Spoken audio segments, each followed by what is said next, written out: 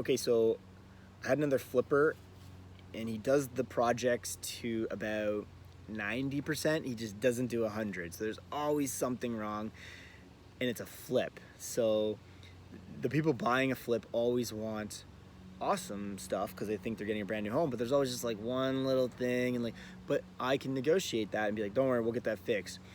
Because if they didn't ask for it, we don't have to, and if they do, we'll get it fixed. And this property just wasn't selling, and I was getting a lot of pressure from my flipper. Now other agents would be like, you're overpriced, da da da da, and I'm like, I get that. That's in this scenario, it's not my job necessarily to go after him with I'm overpriced. My job is to sell the property for the money that I told him and we kind of agreed on. I got to think bigger picture. He's going to sell 12 properties a year. You don't just try to get the one and beat him up on this. I need to like continue. One, I need to keep his money moving, because then I get the next listing, the next listing, the next listing, the next listing, and I'll have to find him more properties. So it's more work. But if we're stagnant on one property, I'm in trouble. So, everybody was like, oh, it needs staging. So what did Jeff do? What did I do? I just bought it. I didn't even ask him for it. I just did it. One, I'm trying to sell his property. Two, I'm building a bit of that like bond between me and him as the agent, and like he's gonna shit. Jeff just did that. Like, you know what that cost me? Say $1,000 maybe, and my relationship with him is probably $100,000. So over the last couple years, so this is a no-brainer on my end. But how many of you guys out there would be like, well, I'm not spending that, it comes out of my commission, they should spend that? Another bad thing happened. There used to be a shed in the backyard, and for whatever reason I clicked a stupid box on our paperwork and it said shed, and there's no shed. And what does the other agent try to do when I eventually got an offer? And she says, hey Jeff, I noticed here that there's it says shed on the MLS listing, but I don't see a shed here. And I'm like, mother. And what I do, I don't even tell my seller. I just literally go, I say, okay, well, sheds are about $300. How about I give you a $500 gift card to the Home Depot? So this was a $500 error on my part that I gave into for multiple reasons, just to get it done on her end. I didn't want to hear it anymore. And I also didn't want to have to go to my seller and be like, hey, I clicked the wrong box. They wanted a shed. Can we reduce the purchase price by $500? No, right? Like, if you're a you think of you as an agent, you got to be like a contractor. You quoted a room for something, and if paint ends up costing more, you don't go back to the homeowner and be like, yeah, I need another $500 for paint. No, you quoted the project. You got to keep it within the project. So that's like our commission. And, best $1,000 on staging and best $500 gift card I ever spent, because, well, okay, I made a little bit less on the commission on that property, but you know how many things has gone forward after that? We'll have lunch, and he'll be like, okay, I need you to sell this one, this one, and this one. And I'll be like, I'm the guy that did that. So this is some of the strategies you guys can do. When there's problems, solve it. Try not to like bother your seller if you can. If you can do it yourself. If it needs staging, stage it. Like, okay, and if it wasn't just a flipper who's going to buy the next one, and if you're just dealing with a residential person, think of that value. And if the value, if they don't get it and they don't pass that info on to their friends and family or refer you out after that, even without you even asking, go online and monetize that yourself. Be like, hey guys, so I'm just at a property here. I've staged it because this is how hard I work for my clients. And then maybe the general public might see that, and then they're going to come and use you as an agent. All right. So that's kind of how I want you guys to think outside the box on that. And don't get so obsessed with your commission. Like, easy numbers. Like, if it's $10,000 commission, don't get so obsessed on it, because like if it's 8,000, you just want to keep going. You do not want that sign on the lawn forever. Just get the property sold, because then you can market that it's sold, and you're going to get on to the next one and the next one and the next one.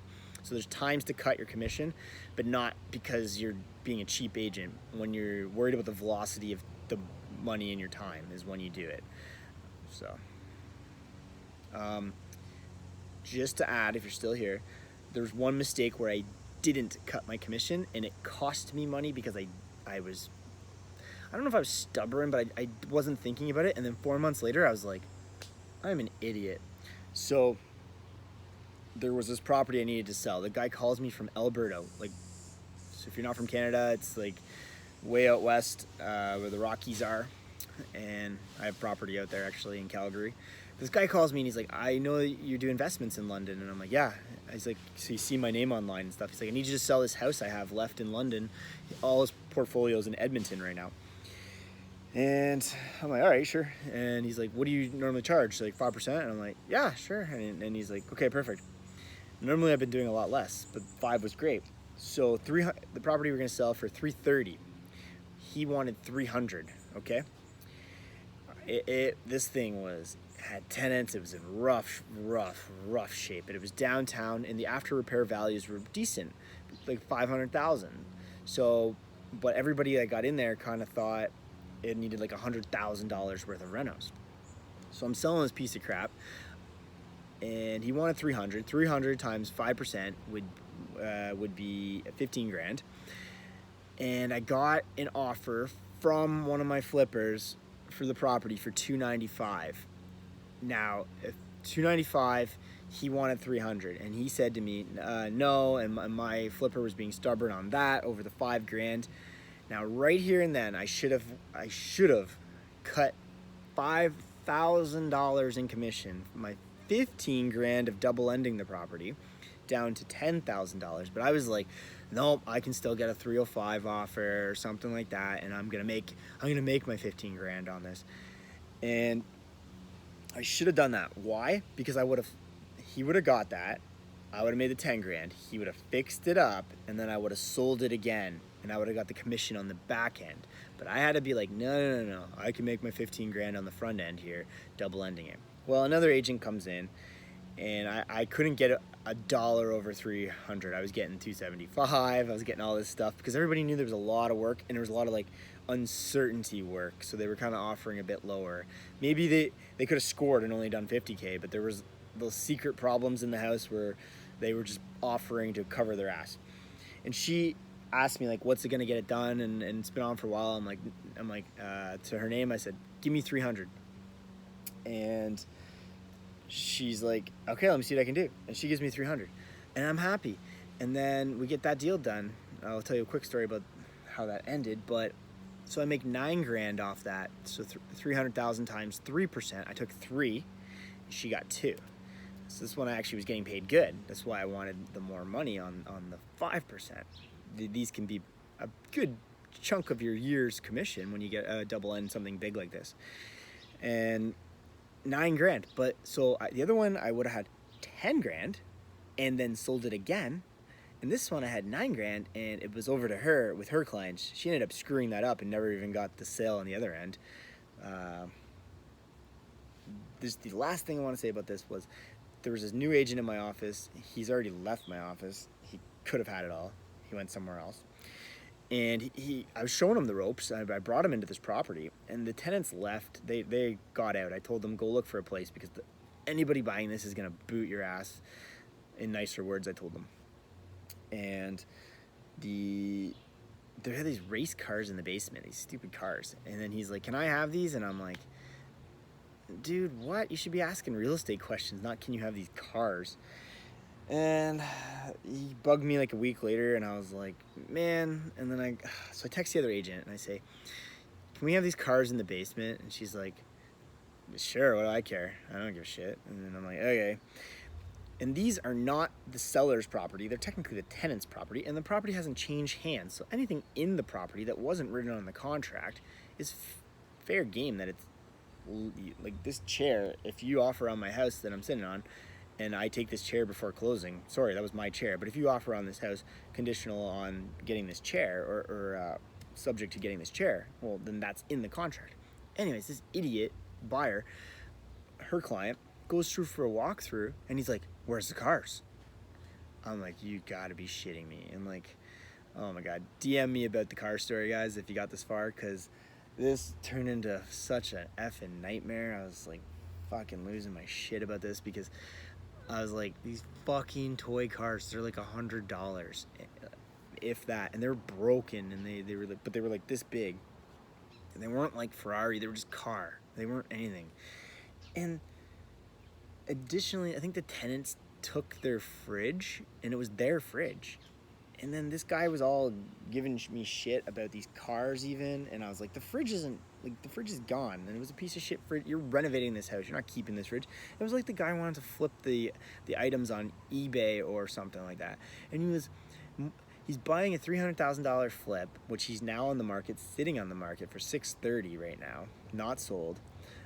When I said ARV would be more around like $550, he's got it up there at $630, doing nothing.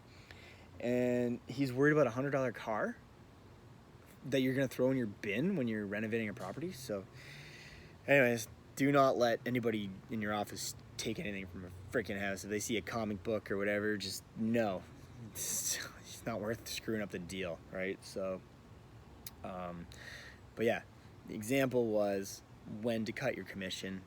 I could have made more money cutting my commission on a deal like that. And it didn't even dawn on me till like months later. I was like, I'm an idiot. Why would I not just...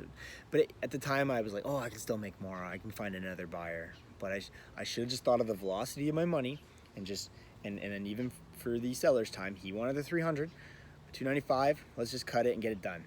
See you later. Not another 30 days on the market. I showed it to a bunch of other people, and then the other girl ends up bringing in the offer, and I make 9 and she makes 6. So if she didn't screw it up, that's probably why she didn't get the listing, because she didn't think it was worth that, and they were crazy because they wanted stupid cars.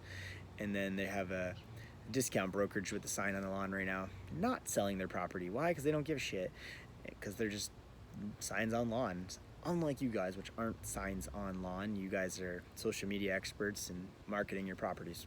All right, catch you guys on the next video. Bye.